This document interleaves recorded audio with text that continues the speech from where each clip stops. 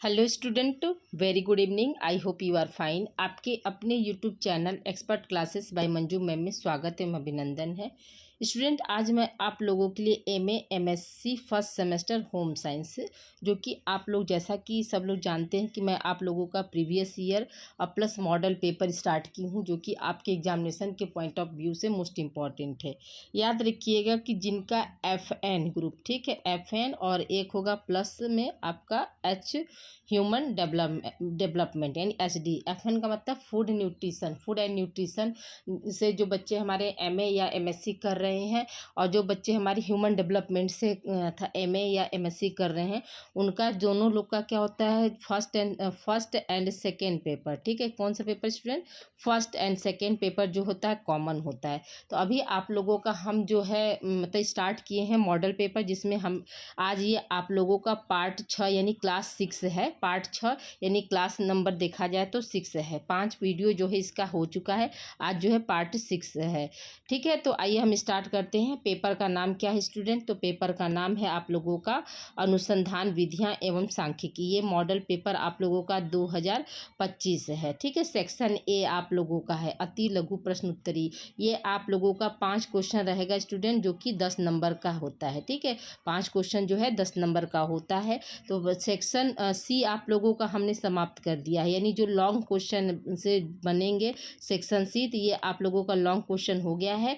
और अभी इस वक्त जो है आप लोगों का हम शॉर्ट क्वेश्चन जो है स्टार्ट किए हैं, वेरी शॉर्ट क्वेश्चन। ठीक है, जो कि अति लघु प्रश्न उत्तरी है। ये पार्ट कौन सा है? 6 है, यानी पार्ट 5 अति लघु है और प्लस आप लोगों का पार्ट 6 ये अति लघु हो जाएगा, और एक अति लघु हम और देंगे पार्ट 7 और 8। ठीक है, पार्ट 8 और 9 और 10 आप लोगों का सेक्शन बी यानी लघु प्रश्न उत्तरी रहेगा। ठीक है, तो आइए हम स्टार्ट करते हैं स्टूडेंट, बिना समय गंवाए। आप लोगों का प्रश्न देखिए, पहला प्रश्न यहाँ पे क्या है, हमने संख्या नहीं डाला, लेकिन यहाँ पहला प्रश्न देखिए कि प्रश्नावली का अर्थ एवं परिभाषा बताइए। ठीक है, तो आप आंसर क्या लिखेंगे? ये देखिए, हम आप लोगों को मेथड ऑफ राइटिंग भी बता रहे हैं कि किस तरह से आप लोगों को उत्तर देना है।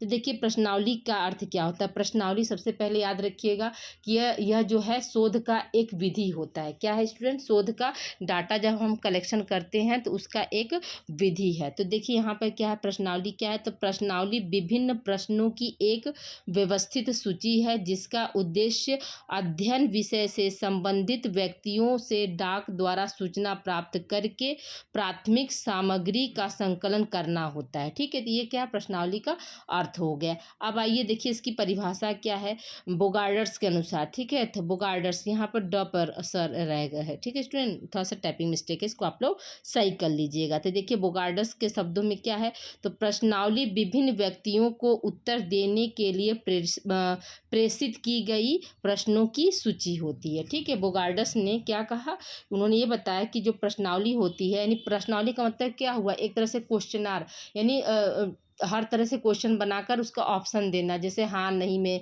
जैसे आप अभी PG में चले गए हैं तो छठे सेमेस्टर में आप लोगों ने रिसर्च प्रोजेक्ट बनाया होगा, तो उसमें क्या था, आपने 20-25 क्वेश्चन का प्रश्नावली बनाया था ना, जैसे आंगनवाड़ी से संबंधित, ठीक है, कोई डेयरी फॉर्म से संबंधित, कोई आपके 3-4 था टॉपिक, उसमें आंगनवाड़ी था, आपका ग्राम पंचायत था, प्राथमिक चिकित्सा था, ये सब का था, सब आपको मतलब बनाना था। तो आपने उसमें प्रश्न बनाया था और आप जाकर वहाँ पे सर्वे करके उन प्रश्नों का उत्तर आप लोगों ने मतलब खोजा होगा। तो वही है कि प्रश्नावली क्या है, प्रश्नों का संग्रह का एक सूची होता है। ठीक है, आई होप यहाँ तक आप लोग को क्लियर हो गया होगा। अब आइए आगे हम बात करते हैं, अगले प्रश्न की ओर चलते हैं स्टूडेंट। अगला प्रश्न हमारा क्या है कि प्रश्नावली के प्रकार बताइए। ठीक है, तो प्रश्नावली जो है कितने प्रकार की होती है, तो याद रखिएगा कि प्रश्नावली के निम्न प्रकार होते हैं। पहला क्या है, संरचित प्रश्नावली, दूसरा है असंरचित प्रश्नावली, और तीसरा है यानी कि निम्न है, यानी यहाँ पर क्या है, बहुत सारे टाइप्स हैं स्टूडेंट। ठीक है, देखिए उस समय घर में कुछ गेस्ट आ गए थे, इसलिए हम फिर से दोबारा टाइप किए हैं इसको। तो अभी देखिए, इसके बाद हम थर्ड प्रश्नावली को देखते हैं, थर्ड प्रश्नावली के कौन से टाइप हैं। देखिए थर्ड प्रश्नावली के जो टाइप है स्टूडेंट, तो थर्ड वाला क्या है, बंध या प्रतिबंधित प्रश्नावली। ठीक है, बंध या प्रतिबंधित प्रश्नावली। चौथा क्या है आपका, खुली हुई या अप्रतिबंधित प्रश्नावली और पांचवा क्या है, चित्रमय प्रश्नावली। ठीक है, तो ये सब क्या है, ये आपके प्रश्नावली के जो है प्रकार है। तो ठीक, आप सिर्फ ये पांचों का नाम लिख देंगे कि संरचित प्रश्नावली, असंरचित प्रश्नावली, बंद तथा प्रतिबंधित प्रश्नावली, खुली हुई या अप्रतिबंधित प्रश्नावली और चित्रमय प्रश्नावली। ये सब क्या, सब आपके प्रश्नावली के प्रकार हैं। ठीक है, आई होप यहाँ तक आप लोग को क्लियर हो गया होगा। अब आइए देखिए, हम बात करते हैं अगले प्रश्न की ओर। अगला प्रश्न हमारा क्या है, निरीक्षण विधि क्या है। ठीक है, निरीक्षण विधि का मतलब क्या हुआ, ऑब्जर्वेशन। ऑब्जर्वेशन विधि क्या है स्टूडेंट, इसके बारे में तो देखिए, पहला है क्या है, ऑब्जर्वेशन का मतलब क्या होता है, निरीक्षण का मतलब क्या होता है स्टूडेंट, याद रखिएगा कि निरीक्षण का मतलब होता है देखना। ठीक है, तो रिसर्च में क्या है, सुनने और मतलब महसूस करने से ज़्यादा इम्पोर्टेंट क्या माना जाता है कि देखना। तो यहाँ मोजर के अनुसार उन्होंने क्या परिभाषा दिया है, तो निरीक्षण विधि का उचित रूप से वैज्ञानिक पूछताछ की श्रेष्ठ विधि कहा जा सकता है। यानी निरीक्षण विधि को उचित रूप से, यहाँ पर को होगा स्टूडेंट। ठीक है, निरीक्षण विधि को उचित रूप से वैज्ञानिक पूछताछ की श्रेष्ठ विधि कहा जा सकता है। ठोस अर्थों में निरीक्षण में कानों तथा वाणी की अपेक्षा जो है नेत्रों का उपयोग होता है। तभी हमने आपको बताया स्टूडेंट की जो निरीक्षण का मतलब ही क्या होता है, देखना। यानी किसी के सुने हुए बातों को और किसी के कहे हुए बातों पर हम नहीं जाते हैं। अनुसंधान में, रिसर्च में क्या है, रिसर्च में जो है हम सबसे फर्स्ट प्रायोरिटी क्या किसको देते हैं, तो जो हम आँखों से प्रत्यक्ष रूप से जिसको हम देख पाते हैं उसी को हम जो है फर्स्ट प्रायोरिटी देते हैं स्टूडेंट। ठीक है, अब आइए देखिए रेबर के अनुसार, तो रेबर के अनुसार क्या परिभाषा है, तो सामान्यतः घटनाओं, व्यवहारों, प्रपंचों आदि के परीक्षण को ही क्या कहते हैं, निरीक्षण कहते हैं। ठीक है, तो ये क्या है, आपकी निरीक्षण विधि की परिभाषा है। आइए अब आगे हम बात करते हैं, अगला प्रश्न हमारा क्या कह रहा है स्टूडेंट। अगले प्रश्न पर जाने से पहले स्टूडेंट आप लोगों से हम्बल रिक्वेस्ट है कि आप लोग वीडियो को लाइक कर दीजिए स्टूडेंट। बहुत से बच्चे क्या है, वीडियो तो देख लेते हैं लेकिन लाइक करना भूल जाते हैं। और वीडियो को क्या करिए, आप लोग शेयर कीजिए, अधिक से अधिक बच्चों को आप लोग ये चैनल दीजिए स्टूडेंट, क्योंकि बहुत से बच्चों को क्या है, बहुत से बच्चे आप लोग जानते हैं कि सभी लोग मैक्सिमम क्या है, पीजी में सबकी शादियां हो जाती हैं और आप लोग जैसे घर गृहस्थी में हो जाते हैं तो कॉलेज अटेंड नहीं कर पाते हैं। तो इस चैनल से जुड़ने से आप लोगों को एक फ़ायदा ये होगा स्टूडेंट कि आप घर बैठे बैठे अपनी तैयारी को बेहतर कर सकते हैं और एग्ज़ाम में जाकर टू द पॉइंट सिर्फ आप यही क्वेश्चन, मतलब मैं एक एक प्रश्न के, मतलब एक एक प्रश्न पेपर के जो है टोटल सिर्फ 10 वीडियो आप लोगों को दूंगी, जिसमें से आप लोगों का 3 जो होगा लॉन्ग वीडियो हो जाएगा। ठीक है, 3 लॉन्ग हो जाएगा, 3 आपका शॉर्ट हो गया और 4 मान लीजिए जो है वेरी शॉर्ट हो गया। ठीक है, तो अभी तक सॉरी, इसमें हम आप लोगों को 4 वीडियो जो है लॉन्ग दे दिए हैं। ठीक है, 4 वीडियो आपका लॉन्ग हो जाएगा, 3 वीडियो जो है आप लोगों का अति लघु का हो जाएगा और 3 वीडियो जो है लघु का। बस यही 10 क्लास आप लोगों को पढ़ना है और 10 क्लास में आप लोग 75 में से मेरा 100% दावा है कि आप लोग 65 तक आप लोग नंबर पा लेंगे, सिर्फ मेरे मॉडल पेपर के जरिए 75 में से आप 65 तक नंबर पा लेंगे या 80% के आप ऊपर ही रहेंगे स्टूडेंट। ठीक है, तो आप लोग 6 सेमेस्टर में देखे होंगे कि आप मेरे जितने भी मॉडल पेपर थे ऑब्जेक्टिव टाइप के, तो वो सारे क्वेश्चन क्या थे, आपके एग्जाम में आए थे, हूबहू वही क्वेश्चन आए थे स्टूडेंट। तो विश्वास तो आप लोगों का पहले से मुझ पर है, लेकिन उस विश्वास को और मतलब क्या कहते हैं उसको, मतलब बिल्कुल कंठस्थ करने के लिए देखिए पीजी में भी हम आप लोगों के लिए जो है क्लास अवेलेबल करा दिए हैं। ठीक है, उसी विश्वास के ऊपर कि नहीं मेरे बच्चों को कोई दिक्कत ना हो, वो घर बैठे बैठे अपनी तैयारी को बेहतर करें। आपको किसी भी तरह का जो है, किसी भी तरह का आप लोगों को सीरीज की ज़रूरत नहीं है, आप सिर्फ मॉडल पेपर से मेरे पढ़ लीजिए। ठीक है, अब आइए देखिए हम बात करते हैं कि प्रश्न क्या है, शोध क्या है, मतलब रिसर्च क्या है। तो देखिए शोध हमने आपको लॉन्ग क्वेश्चन में भी दिया है, अब यहाँ शॉर्ट क्वेश्चन में कैसे लिखते हैं उसको भी हम यहाँ बता दिए कि शोध क्या है, अंग्रेजी भाषा के रिसर्च शब्द हिंदी रूपांतरण, मतलब अंग्रेजी भाषा का जो रिसर्च शब्द है उसी का क्या है, शोध जो है हिंदी रूपांतरण शब्द है, मतलब उसका परिवर्तित रूप है, जिसको हम हिंदी में क्या कहते हैं, शोध कहते हैं, अनुसंधान कहते हैं, अन्वेषण कहते हैं, खोज कहते हैं आदि शब्द हैं। ठीक है, लेकिन अनुसंधान और शोध शब्द का अधिक उपयोग किया जाता है जो कि क्या होते हैं, व्यवहारिक है। ठीक है, तो आप देखते हैं अन्वेषण शब्द जल्दी आप नहीं सुनते होंगे, लेकिन रिसर्च है, अनुसंधान है, खोज है, ये शब्द जो है ज़्यादा आप सुनते होंगे। ठीक है, यही मतलब होता है। फिर क्या है, आप देखिए रेडमैन एवं गौरी के अनुसार, सॉरी मोरी के अनुसार, रेडमैन और मोरी के अनुसार, तो इसमें क्या है कि नवीन ज्ञान की प्राप्ति के लिए व्यवस्थित प्रयास ही क्या है, अनुसंधान। देखिए एक लाइन का परिभाषा है कि नवीन ज्ञान की प्राप्ति के लिए व्यवस्थित प्रयास ही क्या होता है, अनुसंधान होता है। ठीक है, तो ये कथन किसका है, तो रेडमैन और मोरी के अनुसार यह कथन कहा गया है। ठीक है, अब आइए अगले प्रश्न की ओर चलते हैं स्टूडेंट। अगला प्रश्न क्या है, देखिए स्टूडेंट, आप लोग के कॉलेज में मिड टर्म परीक्षा भी होगी। ठीक है, मिड टर्म में क्या होगा, आप लोगों का पेपर भी होगा जो कि 25 नंबर का रहेगा।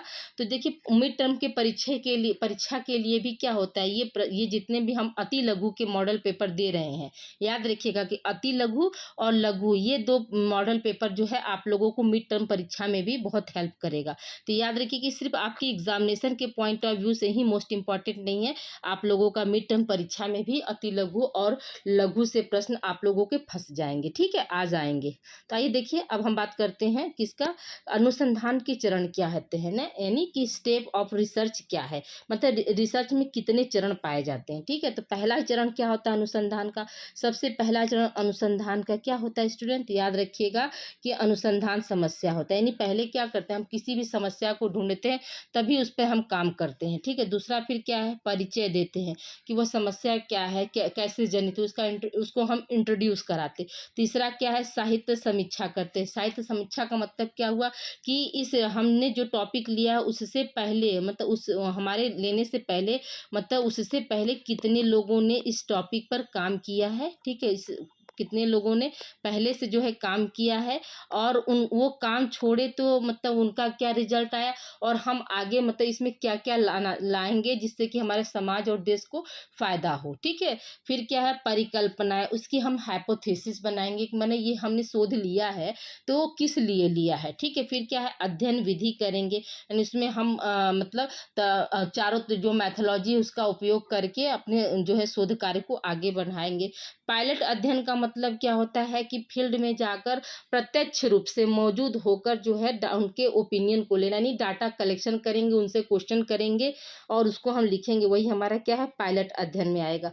फिर क्या है, परीक्षण संचालन एवं प्रदत्त संग्रह, यानी कि परीक्षण संचालन का मतलब क्या हुआ कि हमने जो समस्या लिया उसको हम टेस्ट कर रहे हैं, उसका परीक्षण कर रहे हैं, और डाटा हम ले रहे हैं कि हम प्राथमिक डाटा पर कर रहे हैं कि द्वितीयक डाटा पर कर रहे हैं, इसका हम संग्रह करेंगे। कुछ टॉपिक जैसे कुछ मैटर जो है हमारा, उसमें हम डाटा कलेक्शन के समय क्या करते हैं, या तो प्राइमरी डाटा का उपयोग करते हैं या द्वितीयक डाटा का। प्राइमरी डाटा का मतलब होता है कि प्रत्यक्ष रूप से जाकर देख कर लाना, और द्वितीय डाटा का मतलब होता है कि जैसे हम मैगजीन से ले लिए, न्यूज़पेपर से ले लिए, न्यूज से ले लिए, मतलब विगत वर्षों में जो घटनाएं हुई थी उससे संबंधित हमने वो डाटा लिया, वही हमारा क्या सेकेंडरी डाटा है। ठीक है, आठवां क्या है आपका, परिणाम एवं विवेचन करते हैं। ठीक है, नवां क्या है, वैज्ञानिक सामान्यीकरण करेंगे, और 10वां क्या होगा, अनुसंधान की रिपोर्ट तैयार करना है। तो ये सब क्या, ये सब आपके जो है अनुसंधान के क्या है, चरण है स्टूडेंट। इसको अच्छे से आप लोग मतलब लिख लीजिएगा, याद कर लीजिएगा। कहीं कहीं हो सकता है कि बहुत से कॉलेज में आप लोगों का मिड टर्म जो है ऑब्जेक्टिव हो जाए, तो ये ऑप्शन में भी आपके आ सकता है। ठीक है, अब आइए देखिए अगले प्रश्न की ओर चलते हैं स्टूडेंट। अगला प्रश्न हमारा क्या कह रहा है कि अनुसूची का अर्थ एवं परिभाषा दीजिए। ठीक है, अनुसूची का अर्थ एवं परिभाषा दीजिए। अनुसूची क्या है स्टूडेंट, याद रखिएगा ये भी आपका क्या है, एक रिसर्च मेथड है, यानी कि आपका खोज विधि है। जैसे आपको हमने बताया था ना कि डाटा लेने के लिए क्या करते हैं हम, साक्षात्कार करते हैं, ठीक है, इंटरव्यू लेते हैं, उसके बाद क्या प्रश्नावली भी आपका है, अनुसूची भी है, और क्या था, निरीक्षण भी। ये चारों मेथड से क्या करते हैं हम, डाटा का संग्रह करते हैं। देखिए तो यहाँ पे क्या पूछ रहे हैं, अनुसूची का अर्थ क्या होता है। तो अनुसूची प्रश्नों की एक सूची है, अर्थात अनुसंधान समस्या से संबंधित आंकड़े एकत्रित करने के लिए बनाए गए प्रश्नों की एक तालिका होती है। अनुसूची क्या है, अनुसूची जो है प्रश्नों की एक सूची होती है, यानी कहने का मतलब क्या है कि अनुसंधान समस्या से संबंधित जो भी आंकड़े एकत्रित होते हैं उसको हम क्या करते हैं, प्रश्नों के जरिए हम मतलब बनाकर एक तालिका के रूप में रखते हैं। ठीक है, फिर क्या है, जिससे अनुसंधान करता, देखिए ऐसे बना लीजिएगा, करता प्रत्येक सूचना उत्तर के पास लेकर जाता है और साक्षात्कार साक्षात्कार द्वारा उन प्रश्नों के उत्तर प्राप्त करके उन्हें स्वयं उसे प्रपत्र पर अंकित करता है जिस पर कि प्रश्न अंकित होते हैं। ठीक है, तो अनुसूची में क्या होता है कि वो प्रश्नों को जैसे एक जगह बना लिया, फिर क्या करेगा, जो भी मतलब उसको लेना है तो वो सूचना उत्तरदाता के पास जाता है और उससे प्रश्न पूछता है और प्रश्न पूछकर फिर अपने से ही वो उत्तर मतलब भरता है।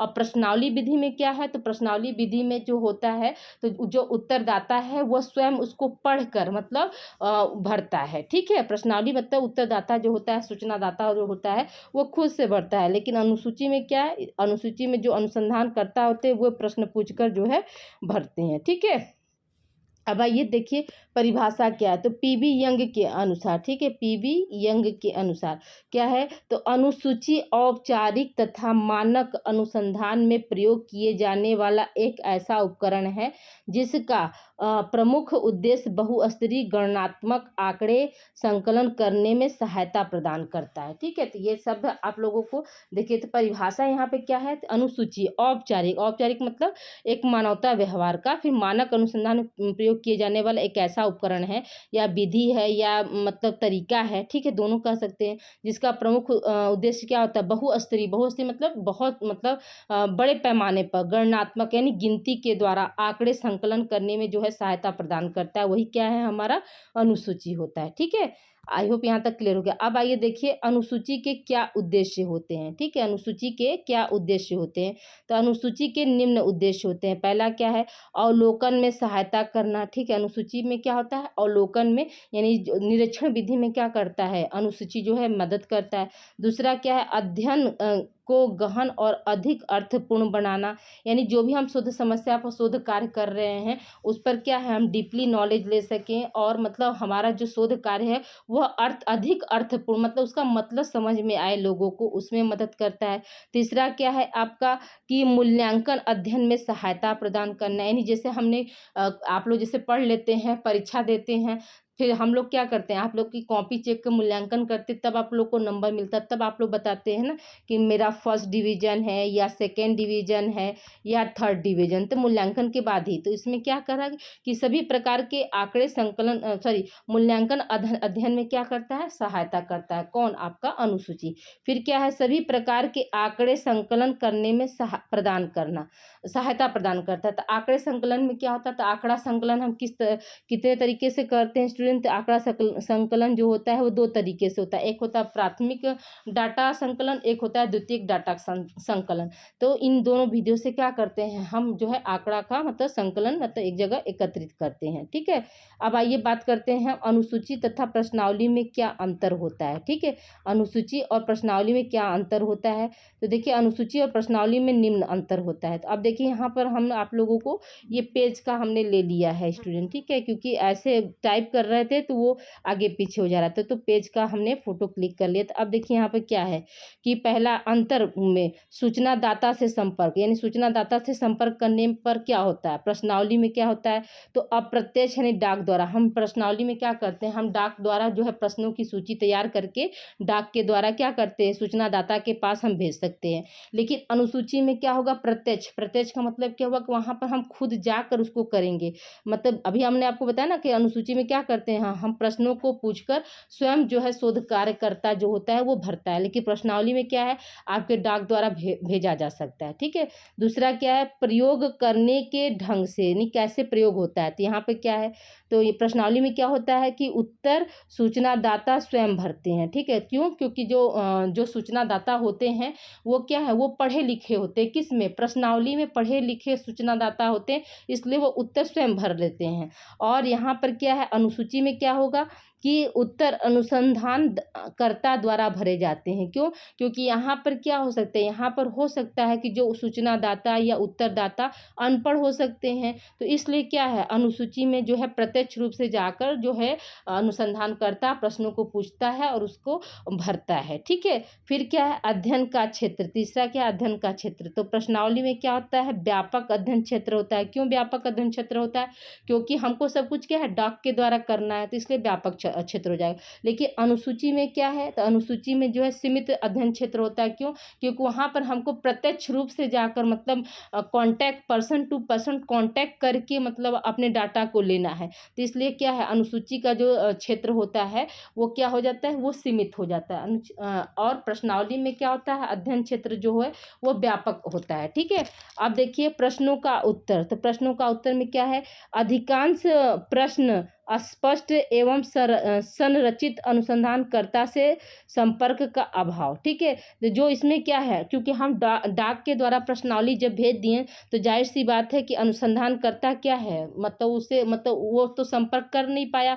उसमें जो प्रश्न जो मतलब उत्तरदाता या सूचनादाता को जो प्रश्न समझ में आया उसका आंसर उन्होंने दिया, जो समझ में नहीं आया उसको ऐसे ही छोड़ दिया। ठीक है, लेकिन अनुसूची में क्या है, अनुसूची में है कि प्रश्नों को समझने में अगर कोई कठिनाई है तो अनुसंधानकर्ता उसे दूर कर सकता है। क्यों कर सकता है? क्योंकि अनुसंधानकर्ता वहाँ पे उपस्थित होकर उस कार्य को करवा रहा है ना। तो इसलिए यहाँ पे क्या है, प्रश्न जो कोई भी डाउट होगा तो उसको वो मतलब समझ कर सकता है। ठीक है, अब आइए अगला आप देखते हैं हम, पांचवा क्या है।